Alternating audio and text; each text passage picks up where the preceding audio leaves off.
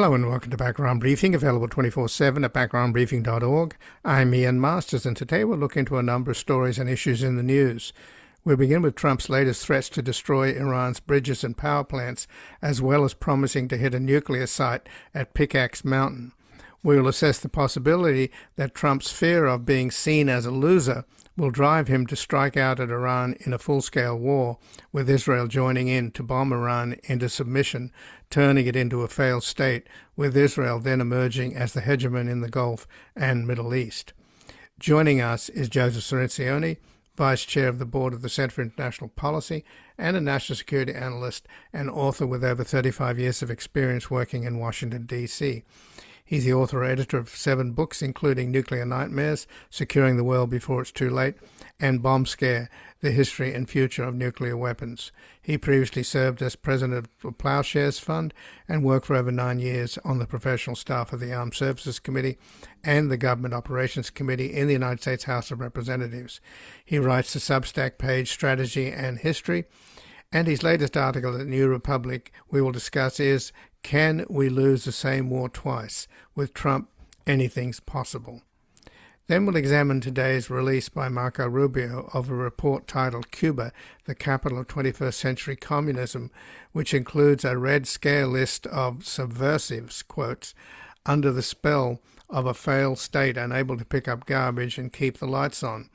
Rubio's new communist menace list includes Mayor Mamdani, Mayor Bass, Congresswoman Maxine Waters, Amy Goodman, and the co-founder of Ben & Jerry's Ice Cream, among others. Joining us is Daniel Boguslaw, an investigative reporter based in Washington, D.C. His interests includes corporate corruption, congressional and White House investigations, American influence overseas, and organized labor, and he writes at danielboguslaw.substack.com, where he has an article, Europe Comes to Trump's Aid in Domestic Terror Crackdown. Then finally we'll assess whether the Democrats can win the Senate and hold Jeanne Shaheen's seat in New Hampshire, with Congressman Chris Pappas likely up against former Senator Sununu, who is MAGA Lite with tons of money behind him. Joining us is Arnie Arnesen, a radio talk show host based in Concord, New Hampshire, whose News Talks public affairs show is The Attitude with Arnie Arnesen, and she was selected in October 2018 as the best public affairs show by the New Hampshire Association of Broadcasters. And before we begin, for over a decade we have warned that Trump is both a criminal and likely a traitor, not to mention he's mentally unstable, egomaniacal, woefully ignorant, wildly incompetent, insatiably greedy, and spectacularly corrupt.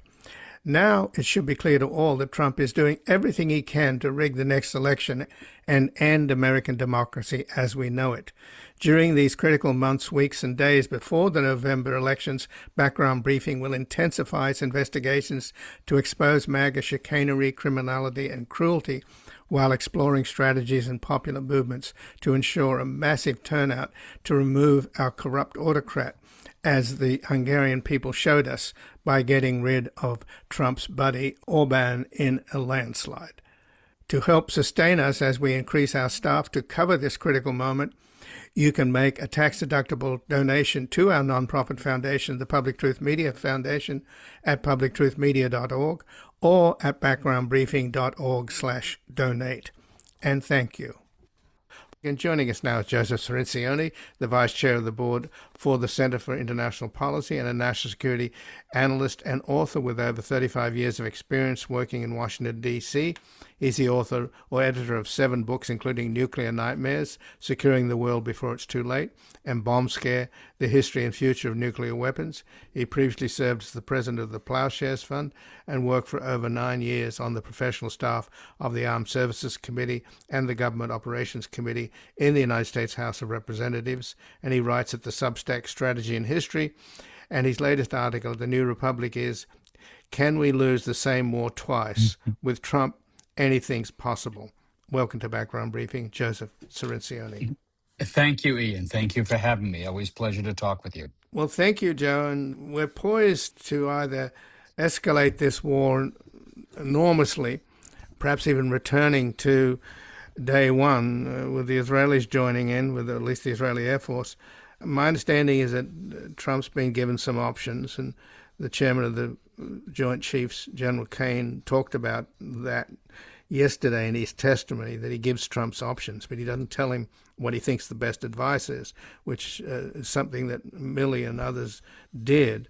But nevertheless, it seems like there's talk about occupying an Iranian island or of escalating. And Trump said on Truth Social, from this point forward, any time the Islamic Republic of Iran shoots at a ship in the Straits of Hormuz, whether it be by missile, rocket, drone, or any other device or weapon, the United States will bomb and destroy, in caps, one bridge or power plant.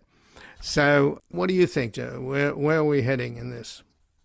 Well, first, the threat and the actual implementation of the destruction of purely civilian targets, a bridge, a power plant, is a war crime prohibited by multiple international agreements, and it's not justified if the other side commits war crimes as well. So there's a president of the United States is blatantly committing and war crimes and promising to commit more. But the greater strategic picture is even worse. While it is difficult to predict when you have two volatile authoritarian regimes involved, the Iranian regime and the Trump regime, my best guess is that we are in a new forever war, that Trump has started a conflict for no reason, um, without a strategy, and he's stuck, and he has no strategy out. The best hope for getting out was what he did last month, which is June 17th, signed a memorandum of understanding. Poorly written, poorly conceived, basically a document that recognized that the U.S. had lost the war and Iran had largely won the war. It was lopsided, gave Iran most of what it wanted. The U.S. got very little out of it, but at least it ended the conflict. At least it promised to open up the Strait of Hormuz to traffic again. Trump has now ruined that for reasons that are unclear. He decided to restart the war, and it's going nowhere. If bombing Iran would work, it would have worked the first time. And as the chairman of the Joint Chiefs says, he can give the president military options. There's lots of military options, but none of these are likely to be effective. All of them are likely to anger and entrench the Iranian regime even further. So, unfortunately, I think, as Country Joe McDonald wrote a long time ago, Uncle Sam has got himself in a terrible jam. I don't see any clear way out of this. And it could get much worse, and we can talk about that if you'd like. Well, Trump has indicated that he might strike Pickaxe Mountain, which is in Natanz, and he said we'll be hitting that area probably pretty soon, and there's not a thing they can do about it. Well, it doesn't seem to be that the case, does it? I mean, the Iranians they're hitting a lot of important targets. Hegseth is lying and covering up the extent of the damage. He was reluctant to tell us about how many killed and wounded. Eventually, he had to come clean on that.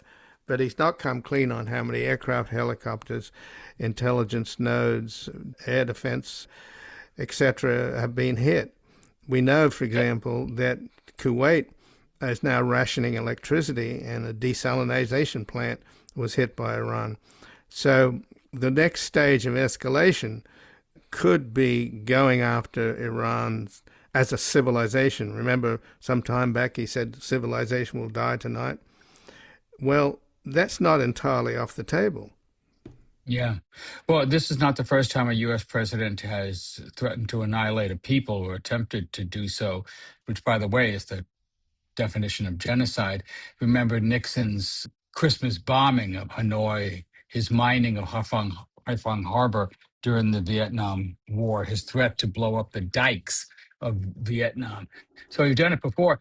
And like that, we can expect the same result, massive damage, but no change in the foe's willingness to continue the conflict. And the reason is Iran has all the cards, and they've shown that they can absorb the damage and inflict their own greater damage, not on U.S. personnel, which is tragic that we've lost, well, what is it now, 18, 17 service members, several 18, killed, yeah. just 18 killed, And just 100 recently. wounded, yeah. Yeah, and as you say, they're covering up the damage. They're not letting us know how effective the Iranian strikes are, and that's the damage that that's the excuse the pun, that's the trump card Iran now holds with their still powerful missile and drone capabilities. They can not just destroy the economic lifelines of the Persian Gulf states that are housed in the U.S. bases, but they're inflicting tremendous damage on the bases themselves. And this puts tremendous pressure on Kuwait, on Saudi Arabia, on Jordan, on Bahrain, et cetera, to stop the war. It's widely known that while the Persian Gulf states are split, with, for example, the UAE being more hawkish and people like Qatar and Oman looking for a settlement, most of the states want to end this war because of what it's doing to their economies. And that brings us to the second trump card that Iran has, which is the closure of the Strait of Hormuz. You know, as bad as the U.S. defeats were in the Iraq War, the Vietnam War, neither one of those involved a vital lifeline to the global economy, and that's what the Strait of Hormuz is. The Iran can outweight the United States. They can cause more damage to U.S. interests, in this case, the global economy, relations with Persian Gulf states, than the U.S. can cause them. So there is no strategic logic to what Trump is doing right now. It's a futile attempt to think, to hope that somehow sustained bombing can cause the collapse of the regime or its compliance with U.S. demands. It won't accomplish either. Well, the Iranians struck Aqaba in Jordan, which is very close to Eilat in Israel. They've been very careful not to strike Israel. My understanding is that there's an enormous amount of U.S. aircraft, F-16s, F-15s, 35, the whole fleets of aircraft from Europe are flying into Israel. And the fear or the sense is that Netanyahu may have talked him into another round and to go back to day one of intense bombing, along with the Israeli Air Force and the United States Air Forces as well. And if this happens, and there's some, sense that this could be in the cards, the strategy might well be to try and destroy the country and weaken it to the point where Israel could be the hegemon in the Middle East. It may sound fanciful, but I don't know that that's off the table. Oh, I agree. And I think this is Netanyahu's hope. And he is right now the major influence, I would say, over Trump's policy. Despite their differences, Netanyahu has enormous leverage over U.S. policy, including providing a staging area uh, in Israel for the planes, as you say, and also, I should say, the refueling planes, which are now stored wingtip to wingtip at Ben Gurion Airport. If there was a target in Israel for Iran, I would say that would be it. A soft target, relatively unprotected. They could cause billions of dollars of damage to those planes and greatly impede the ability of the U.S. to carry out its airstrikes without those refueling planes. Um, and Netanyahu still continues to believe that it's possible to militarily defeat Iran or cause enough chaos and damage that Iran will be a dysfunctional society for years to come. That's basically the Netanyahu view of how Israel will become the hegemon in the Middle East, as you say. It's a losing strategy. It works for Netanyahu politically. As long as there's a war raging, he hopes to be able to cling to power. He's facing a very difficult election in October, and he's relying on being a wartime president to try to rally support. It's not working, but if he could pull a rabbit out of a hat and defeat what he considers Israel's greatest foe, it might help him squeak through the election. I don't see it. I don't see it, and most analysts feel the same way. There are no good outcomes to this war. The best outcome would be if Trump recognizes that he's lost and goes back to some new MOU, which would, of course, be worse than the one he just recorded, he'd have to make more concessions to Iran, and therefore end the war and open up the Strait of Hormuz. But that's going to come at a tremendous political cost. It will be humiliating. He will clearly be seen as a loser, which is why he broke the MOU that he signed 30 days earlier last week and started these attacks again. He can't stand to be seen as a loser, either psychologically or politically. And that's what's going on here.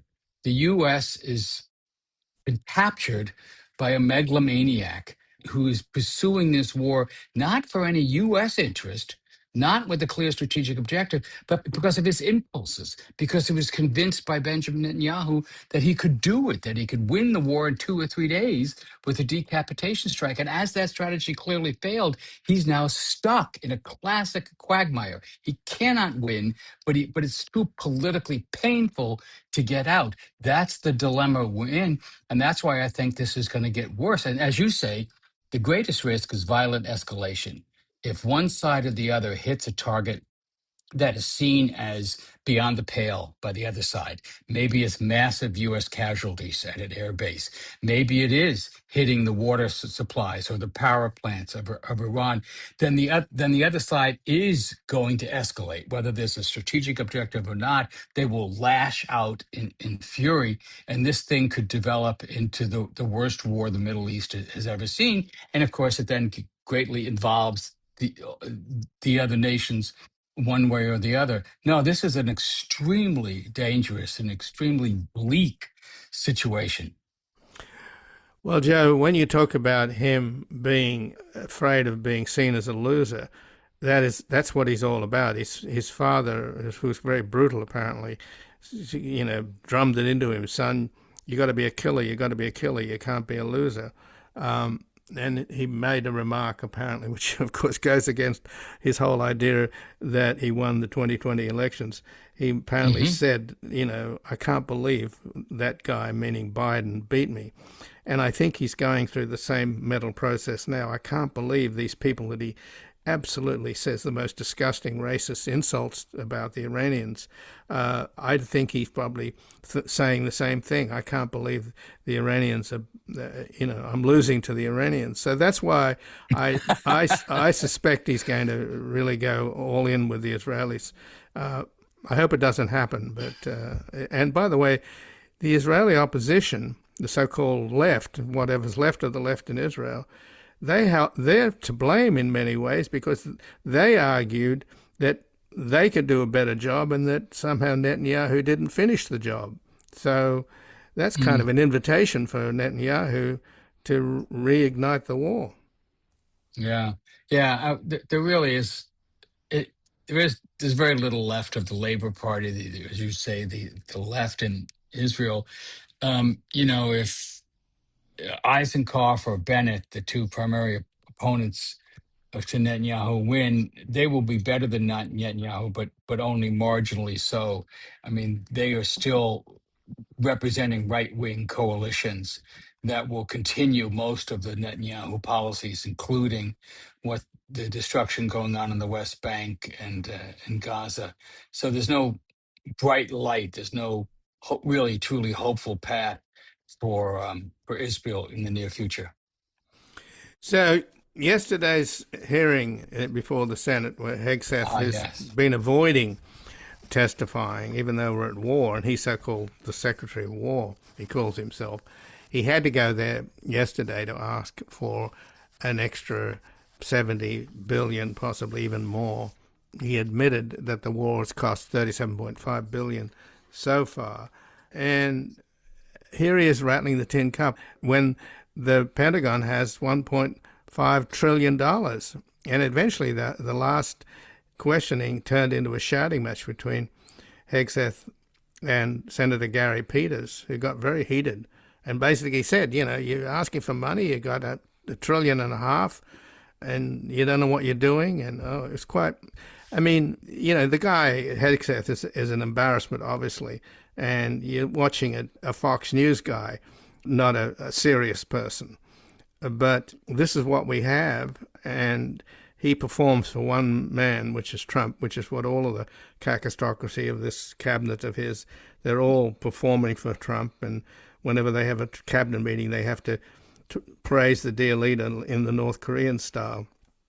So this is what we have. And just in the last couple of minutes, Joe, what can our listeners do? What can the American people do to stop this tragedy from getting worse? Don't fund the Iranian war. And that's what a vote for the National Defense Authorization Act, the military budget, would do. And many Democratic senators, for example, my senator, Chris Van Hollen of Maryland, or Chris Murphy of Connecticut, are vowing not to vote for this, both the overall National Defense Authorization bill and the so-called supplemental, this additional funds that they want. So that's the clearest thing. You got to cut off the money. This is exactly the struggle we had during the Vietnam War. This is exactly the struggle we had during the Iraq War. If you want the president to stop executing an illegal, unauthorized war, you cannot fund them. You have to stop it. So any pressure that your listeners can put on their senators, their representatives, to vote against Pentagon spending would be helpful. Now, it is a difficult vote. People don't like to be accused of defunding the military, but it's got to be understood that voting that way now will help stop this war, and then we can get a much more reasonable, balanced, in the current context, defense budget that can be approved, that can, of course, fund the core missions without this, as President Trump calls it, expedition to Iran. But just in closing, Joe, is there anybody inside the military and the national security establishment that can get to Trump and point out that if he goes along with Netanyahu and reignites this war and they try to bomb Iran into the dark ages and weaken it and make Israel the hegemon in the Middle East, there'll be no missiles left in the American inventory. The U.S. will be completely vulnerable to anybody else in the world because their inventory is way low now. And if they do another big round of massive use of ordnance, then we'll be shooting ourselves in the foot. One of the great tragedies of this war is that anti-missile interceptors, such as the Patriot, that are necessary in other theaters, particularly in Ukraine, are being used up here. So Ukrainians are dying because the U.S. is no longer providing those missiles to defend Ukrainian cities against Russian attacks. So yes, that is a real cost of this war. Is there anybody left in the U.S. military that can give Trump honest counsel? I honestly don't think so. I mean, they have purged over 20, maybe 24, generals and admirals from the ranks, and also denying promotions to people that Pete Hegseth doesn't consider politically aligned with the president. So the cost of giving the president honest advice could be your job. It would take a truly heroic figure to buck that, and I just don't see them. That certainly is not Bradley Cooper, the head of CENTCOM, which I'm sorry, I do not think the military has performed brilliantly in this war. I do not think we've had tactical success, but strategic failure, as many people were saying in the first month of this conflict. It's clear that we do not have a strategy that can adequately protect our troops, that the generals did not provide the necessary protection to these troops. I don't think they're giving him good strategic advice. I do not trust the chairman of the Joint Chiefs, the so-called Raising Cane, General Kane, who, as you remember, was pulled out of retirement and promoted to a 4-star rank without the necessary usual qualifications that would go with that position. No, he's got a bunch of Trump yes men in the military by design, as he's done in the rest of his administration. So the military is not going to save us. Our only hope is to cut off the funding, dry up the resources needed to sustain this war, and to force an end, a painful strategic defeat for the United States, but an end that must come before things get considerably worse. Well, Joe Cirincione, I thank you so much for joining us here today. My pleasure, Ian. Thanks for having me. And again, I've been speaking with Joseph Cirincione, who's the Vice Chair of the Board of the Center for International Policy and a national security analyst and author with over 35 years of experience working in Washington, D.C. He's the author or editor of 7 books, including Nuclear Nightmares, Securing the World Before It Is Too Late, and Bomb Scare, The History and Future of Nuclear Weapons. And he previously served as the president of the Plowshares Fund and worked for over 9 years on the professional staff of the Armed Services Committee and the Government Operations Committee in the U.S. House of Representatives. And he writes at the Substack Strategy and History. And his latest article, The New Republic, is Can We Lose the Same War Twice? With Trump, Anything's Possible. We're going to take a brief station break and back examining MAGA Rubio's list of American subversives as a part of the new communist menace, including Mayor Mamdani, Mayor Bass, Congresswoman Maxine Waters, Amy Goodman, and the co-founder of Ben & Jerry's Ice Cream, among others. Well, come on, all of you big, strong men. Uncle Sam needs your help again. Yeah, he's got himself in a terrible jam way down yonder in Vietnam. So put down your books and pick up a gun. Gonna have a whole lot of fun. And it's 1, 2, 3. What are we fighting for? Don't ask me, I don't give a damn. Next stop is Vietnam. And it's 5, 6, 7. Open up the pearly gates. Well, there ain't no time to wonder why. Whoopee, we're all gonna die. Yeah, come on, Wall Street. Welcome back. I'm Ian Masters, and this is Background Briefing, available 24/7 at backgroundbriefing.org.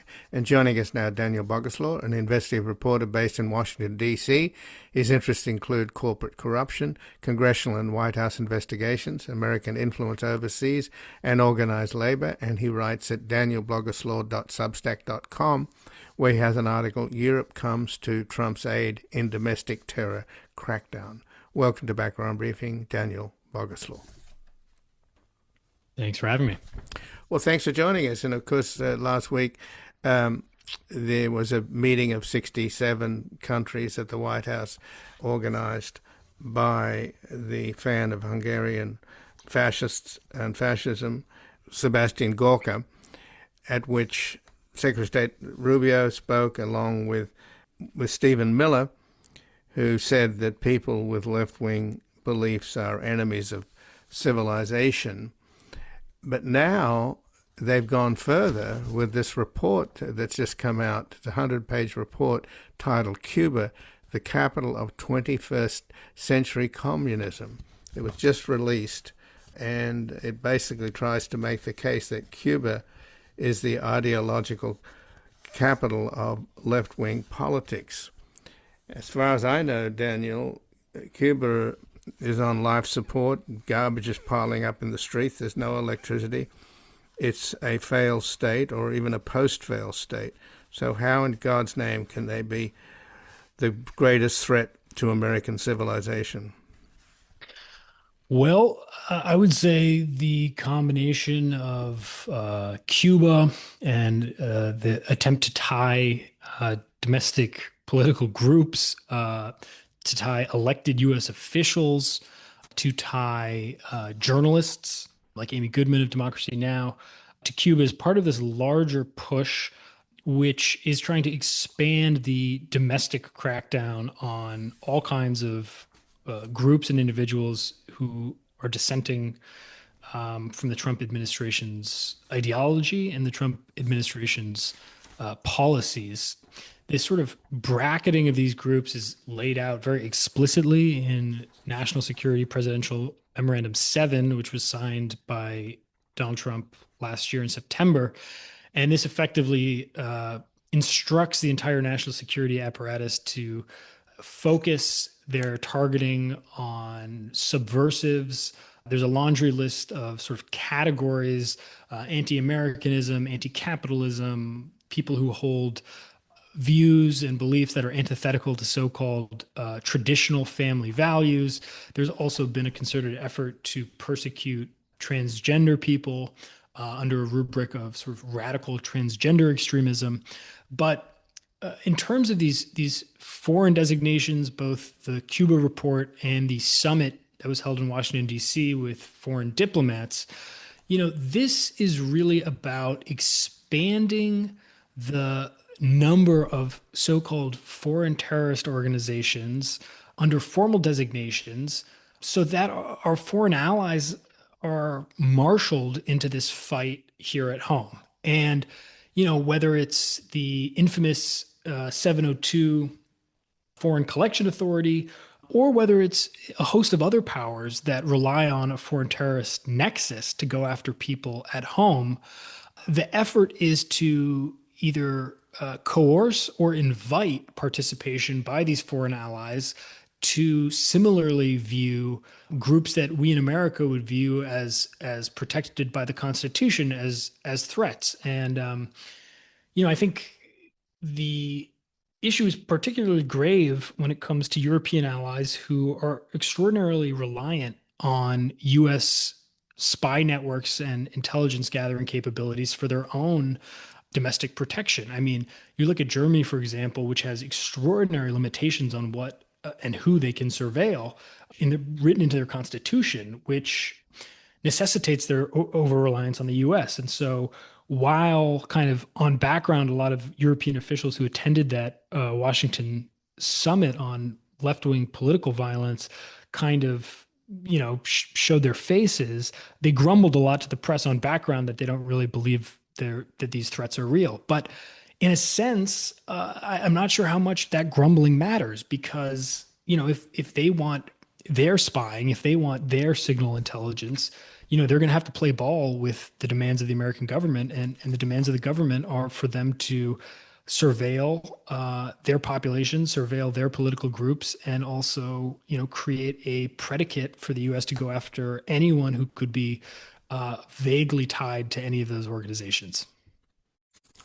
So Jeremy Lewin, who's the Undersecretary of State for Foreign Assistance, he linked last week's political terrorism summit at the State Department to today's Cuba report, saying on X, quote, "For 7 decades, the Cuban regime has been behind both the ideological underpinnings of third worldism and subversive organizing structures of the new radical left political terrorists that Secretary of State Rubio called out with clarity last week."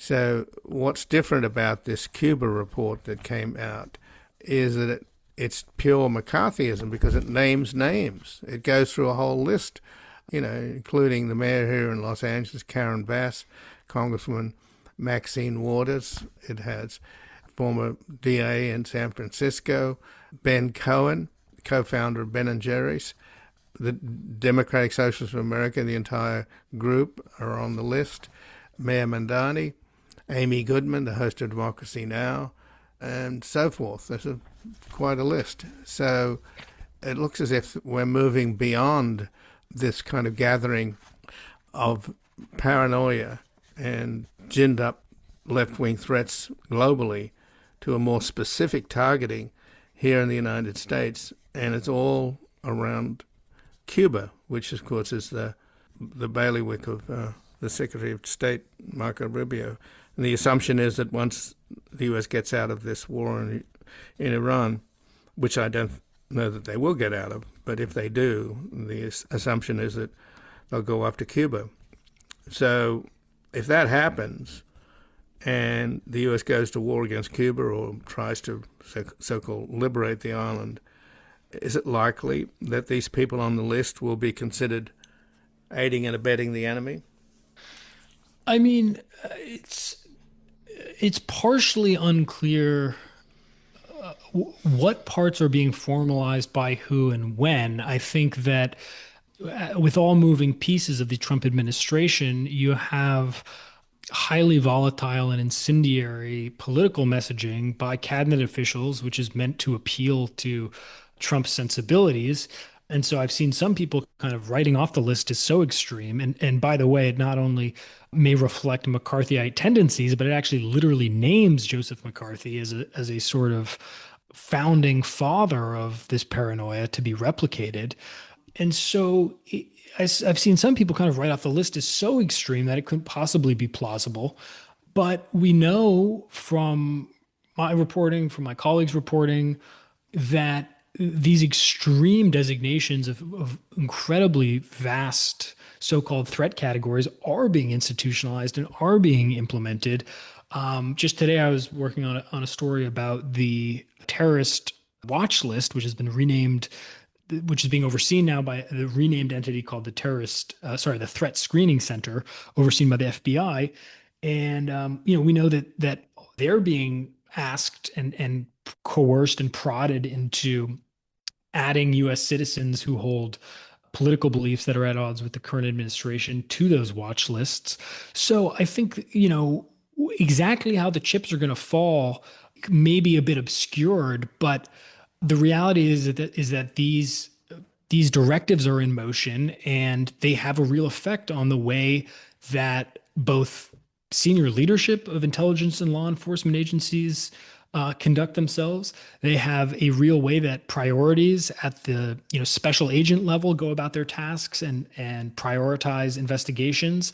And they also have an effect at the local level. I mean, if you think about the way that the terrorist watch list works, I mean, when someone is pulled over for a traffic stop and their ID is queried up into the federal databases, that individual who maybe has a speeding ticket and went to a protest against ICE could find themselves pinging in the FBI's terrorist database, and that can create a whole host of local issues, even at the local level. We're not talking necessarily about G-men in black suits from the bureau coming and knocking on your door. You could be talking about your local cops now being paranoid and responding to house calls with their guns drawn, or adding increased patrols to your house. So I think that, a lot of times people either overreact and they think that, that there's going to be direct, targeting of every individual person, or they write it all off wholesale as so histrionic that it couldn't possibly be real. But I think the reality is it's a slow seeping change to the entire national security infrastructure. And unfortunately, as we know from the decades since the war on terror began and the passage of the Patriot Act, these systems don't just go away with the changing of the administration. These systems and these tendencies and these outlooks become embedded in the very fibers of these agencies and bureaucracies. And, it takes a lot of time and concerted effort to try to do oversight and to try to unwind them. And I really think what we're caught in right now is a tit for tat response where you can imagine under the next administration, their perceived threats by constitutionally protected speech of right-wing voices also being targeted, because once these tendencies are set into motion, they're very hard to stop. Well, going back to the McCarthy era, and Roy Cohn, of course, who's Trump's mentor, that was a massive operation in support of the Republican Party, because what it did was it said that anybody who is a progressive domestically is therefore aiding and abetting a foreign enemy. And it did shrink the Democratic Party and bring the Republicans back into power after the Roosevelt era, where they were in the wilderness. And it seems that this is another attempt at that, in terms of the Republicans being on the ropes and having nothing much to argue about, because, in other words, Daniel, they're trying to tell us that Americans can't come to their own conclusions about inequality, about the lack of opportunity, about the destruction of the environment, about the corruption and the looting of the government by Trump and his disgusting family and cronies. You can't apparently figure that out on your own. You have to have the Cubans to help you do that. Right. And I think the parallel to the McCarthy era is useful, but I also think that, we are in a different historical time where, I don't think people are buying this threat. I mean, the threat from Iran, for example, this war is extremely unpopular. Gas prices are going up. Trump has failed to combat inflation. He's failed to combat grocery store prices, all of the basic economic needs that are really what drive people's day-to-day lives are not being addressed. And I think during the McCarthy era, there was this, looming threat that was being pumped into everyone's veins about the red menace. But I do think that we're kind of living in a different time, a time that's not the post-war boom where people were more economically secure and able to latch on more to these ideological drivers. And, I think I think that they've completely overextended themselves. And my hope is that when there's what seems to be an inevitable wipeout of the GOP, first in the midterms and likely during the presidential, that we as a society take a moment to examine these institutions which have been able to be manipulated by someone like Trump and ask ourselves whether we don't need to try to institute some of the same types of oversight reforms and massive overhauls that emerged in the aftermath of the McCarthy and Hoover era. The Church Committee, these massive investigations into what was going on and also attempts to establish committees to conduct oversight. I think ultimately we can say now that those efforts were not fully successful because here we are again. And so, maybe on the other side of all this, we can try to get it right. Well, of course, during the Cold War, there was a real threat of annihilation because the Soviets had a nuclear arsenal that could wipe the United States off the map. And 20 minutes later, the United States would wipe the Soviet Union off the map. That was the so-called mutually assured destruction doctrine.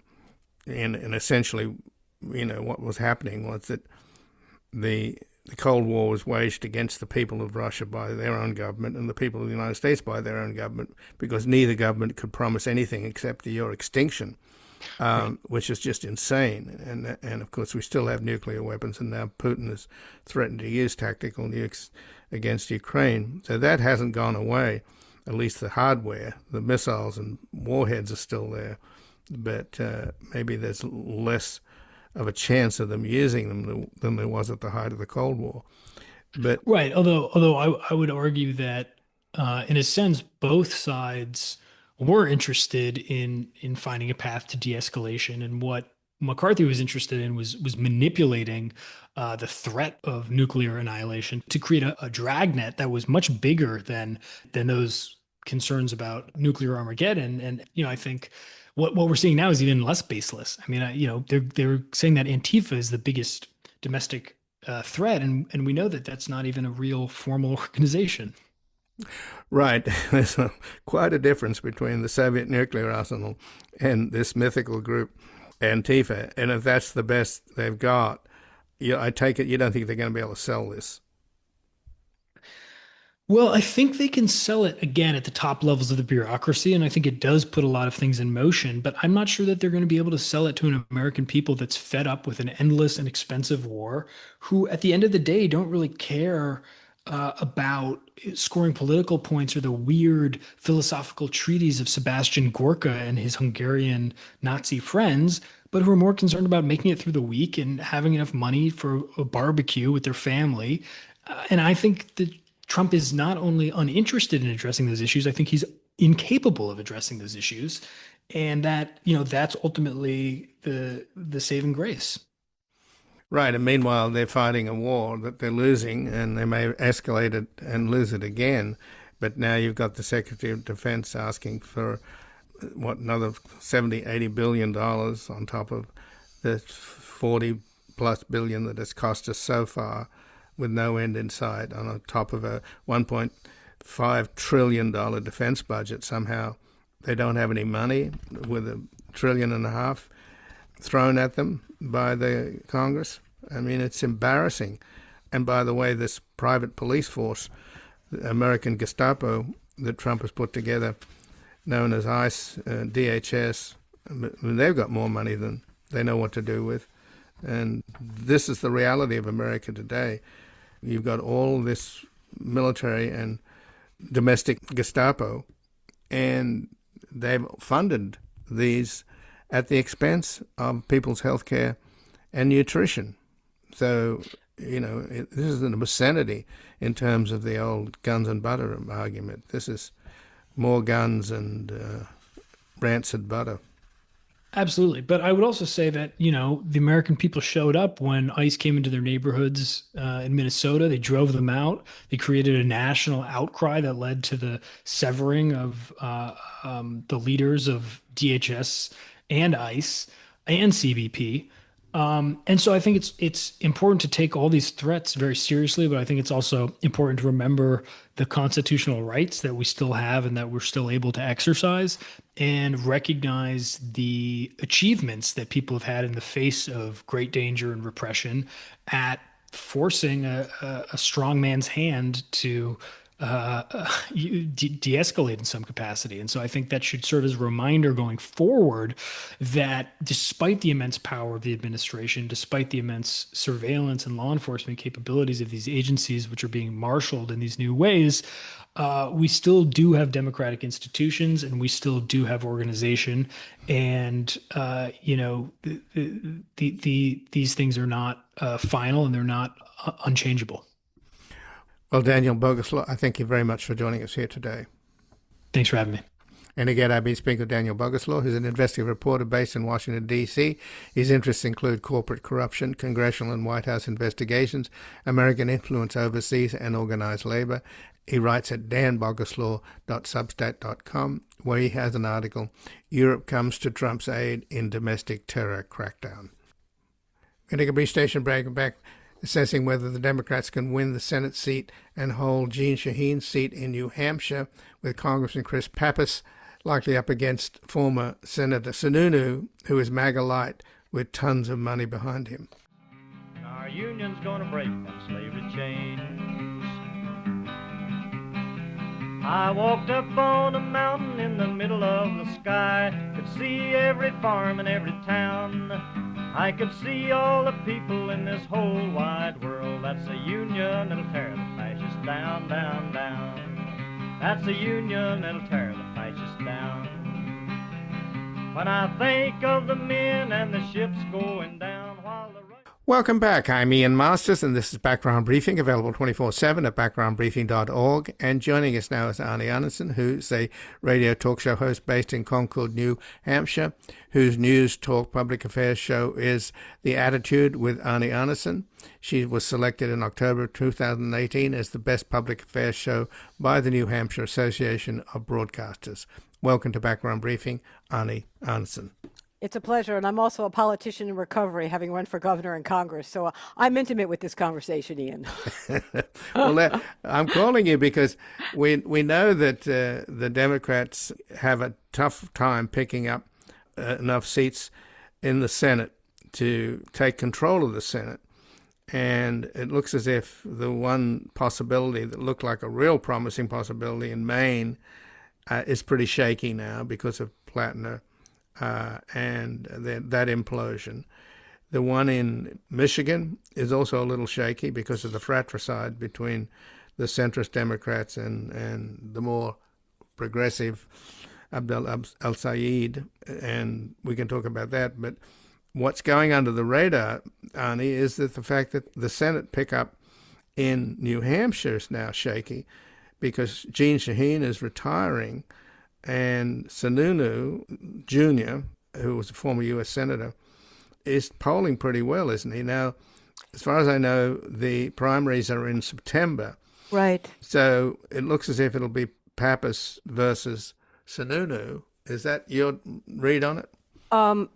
Fortunately or unfortunately, you're absolutely right. And part of the reason why, although Sununu is running against another former U.S. Senator, Scott Brown, who moved from Massachusetts to New Hampshire, and Scott has been slavishly supportive of Donald Trump. I mean, absolutely.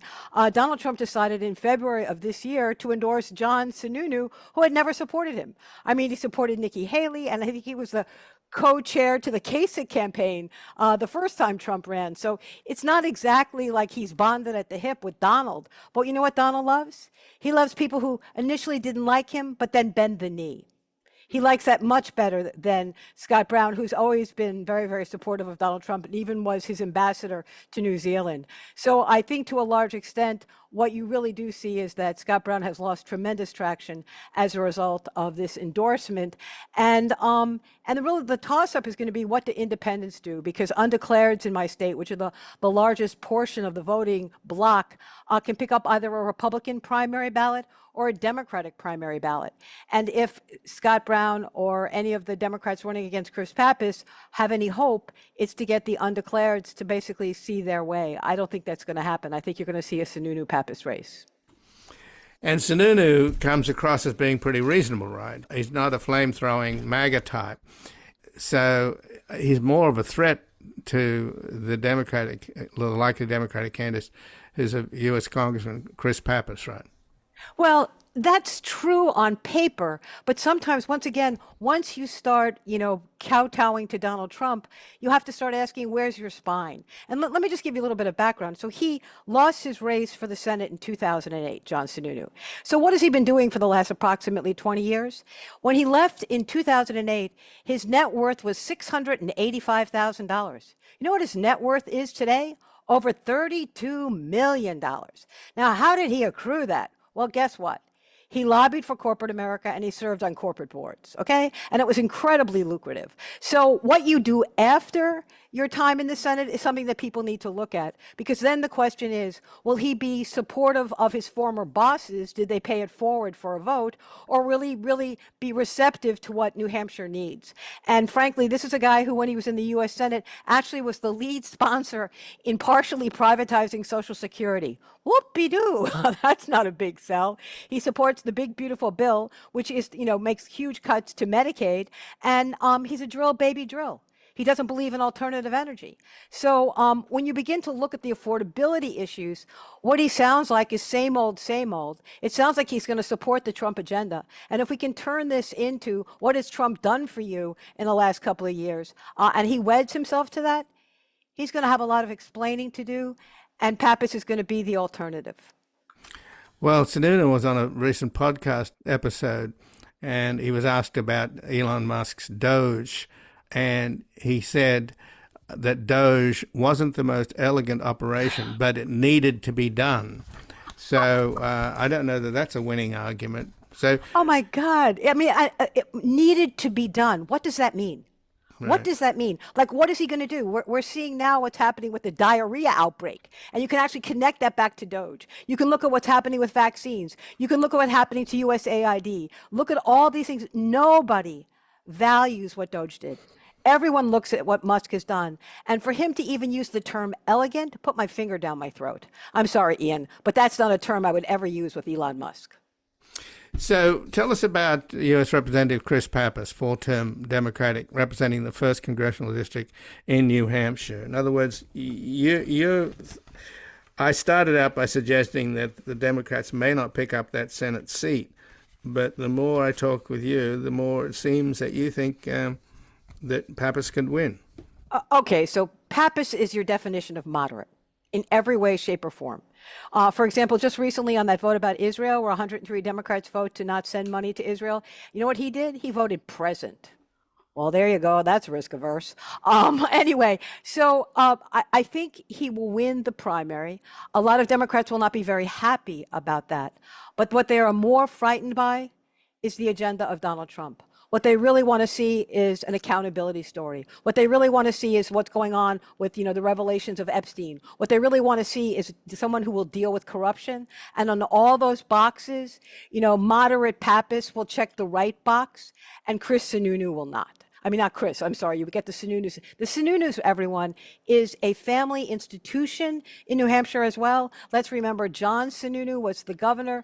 Then he became chief of staff for Bush. Then his son ran for Congress and U.S. Senate. Then the brother ran for governor. I mean, it's been all Sununu all the time. And frankly, people are sick of these family dynasties on top of everything else. So I think the dynasty story for Sununu, his wedding to Donald Trump, what Donald Trump has done to voters all over the country, let alone in New Hampshire, I think you will see Democrats and undeclareds basically coming out and saying, no, thank you, we don't want this. But there's going to be a lot of money spent on this race, Ian.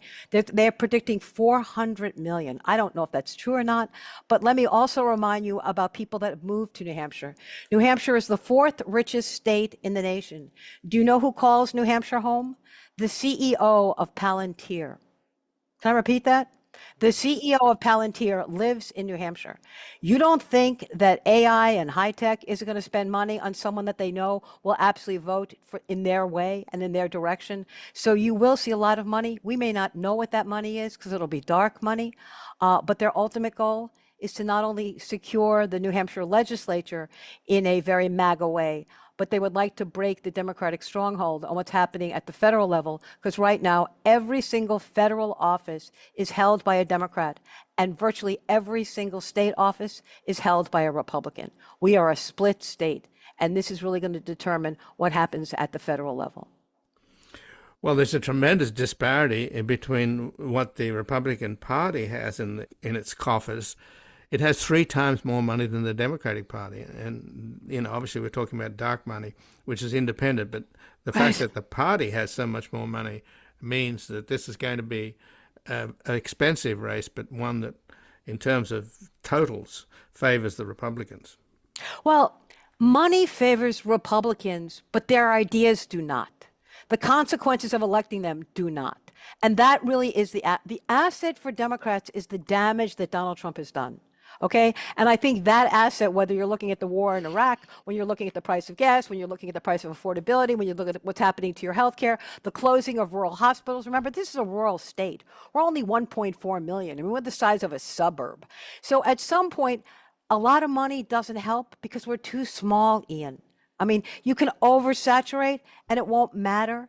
And I think ultimately what Pappas is going for and what the Democrats have going for are Donald Trump.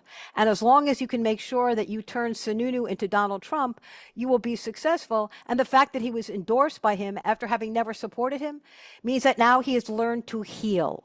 He will heal to Donald. In some ways, Scott Brown is so disappointed because he's always been a fellow traveler. Well, you know what? A fellow traveler is someone that Donald Trump doesn't like.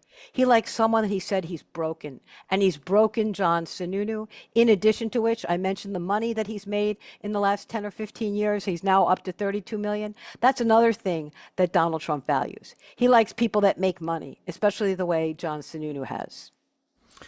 So what did you make of Jeanne Shaheen's test yesterday in questioning the Secretary of Defense? Or the Secretary of War, as he calls himself. And Hegseth, of course, was there. First of all, he's been absent for 2 months in spite of the fact that the United States is at war with Iran. And the Secretary of War is nowhere around. And he's obviously lying about the casualties the U.S. have suffered, and particularly the loss of, we don't know how many helicopters and aircraft and et cetera, intelligence nodes, all the stuff that the Iranians have been hitting. This so-called Secretary of War is just lying and covering up the damage that Iran is doing. But she asked some pretty tough questions, and so did John Ossoff, and then the outgoing senator from Michigan, Gary Peters, got into a shouting match at the very end. What did you make of yesterday's? Well, we're all frustrated. We don't even know why we're there. We're now losing more and more of our young people. And yet at the same time, you're absolutely right. We don't know what the wounded are. We have a right to know that. We don't know the extent of the damage. Now, let's remember, Ian, what has Iran done? They've attacked all our military bases that are based all over the Middle East. So what we do know is that they took the soldiers and put them into hotels to have them evacuate those military bases, and then they blew up the bases. Well, what is the cost of that? And it's not just the cost of what we have to do to repair those bases. It's the cost of our reputation in the Middle East. And a lot of those nations that thought they were getting a benefit by having an American base on their property are now beginning to say, wait a minute, this is now a target. We are not safer. We are actually less safe. He doesn't want to answer any questions because he has no answer. It's very easy to go to war, especially when Bibi Netanyahu tells Donald Trump, oh, it'll be just like Venezuela. Why don't you do this? And he listens to Bibi. He doesn't even listen to J.D. Vance. And I'll be honest with you, at least Sununu says he didn't support us going to war in Iraq. But he will support every aspect of what Donald Trump wants to do, including the increase in the military budget. He won't ask the hard questions. And ultimately, if we don't get the answers to the hard questions, you don't want him in the U.S. Senate. Right, and he's there asking for an extra $80 billion on top of the $40 billion that they've spent so far on the war. And this is the obscenity of the guns and butter argument in this country. It's long overdue, and you're fighting a war that nobody likes, nobody wants, nobody asks for, and it's going badly, and it could get worse. and yet out of the 1.5 trillion that the Pentagon has, they're crying poor and rattling the tin cup. Give me a break. Well, first of all, why don't we take some of the money away from ICE? We know they're like wallowing in cash. They can't even hire people. They don't even hire qualified people because they kill people. We now know because of the Supreme Court, we have the Kavanaugh stops, which I have renamed, Ian, the Kavanaugh killings. I mean, let's be honest here. And on top of that, if he wants more money for this war, what does that mean? That means we're going to see more closure for the Strait of Hormuz. That means the price of gasoline is going to continue to go up. That means the price of fertilizer is going to continue to go up. So what is he asking for? He's asking for more money so life in America is more unaffordable. We have to connect those dots. It's not money for the Pentagon. It means you can't afford your food, you can't afford your health care, and frankly, the rest of the world hates us. Because they just issued a report out of from the Secretary of State's office basically saying, be aware, travel anywhere is dangerous, anywhere on the planet. What explains that? What we're doing right now in the Middle East. Well, Arnie Arnesen, I thank you for joining us here today. I appreciate it. You're welcome. Call me anytime. I will. And again, I've been speaking with Arnie Arnesen, who's a radio talk show host based in Concord, New Hampshire, whose news talk public affairs show is The Attitude with Arnie Arnesen.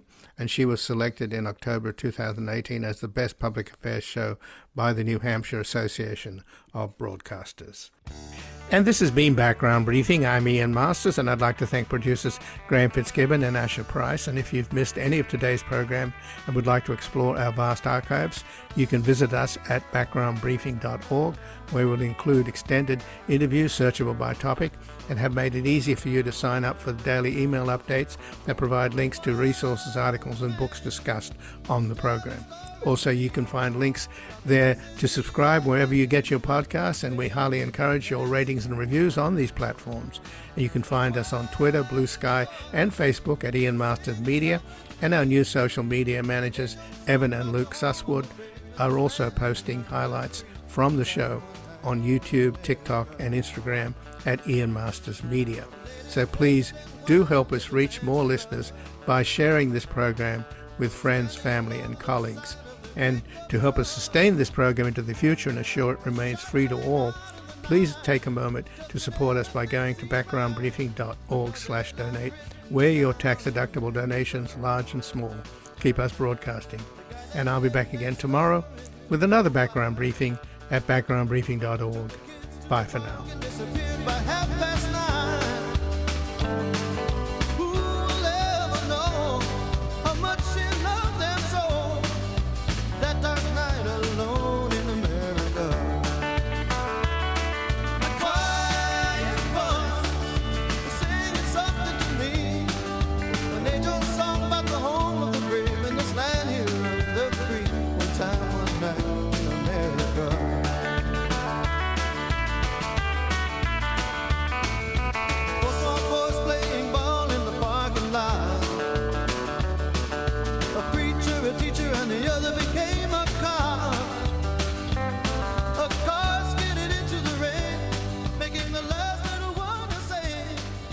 One more